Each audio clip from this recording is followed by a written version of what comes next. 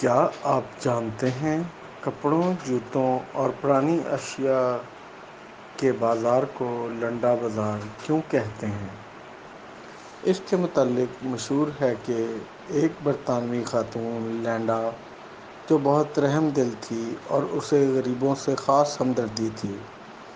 اس نے غریبوں کے لیے کچھ کرنے کا سوچا اور اپنے وسائل کم ہونے کے سبب اس نے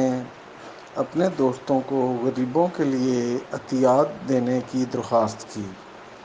اور لوگوں نے اسے غریبوں کے لیے پرانے کپڑے، جوتے اور استعمال شدہ پرانا سامان دینا شروع کر دیا، اور ارد گرد کے غریب لوگ لینڈا کے پاس کپڑے اور جوتے وغیرہ لینے کے لیے آنے لگے۔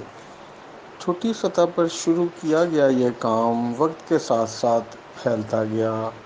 اور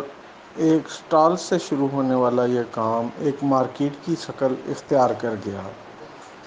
پھر ہوا یوں کہ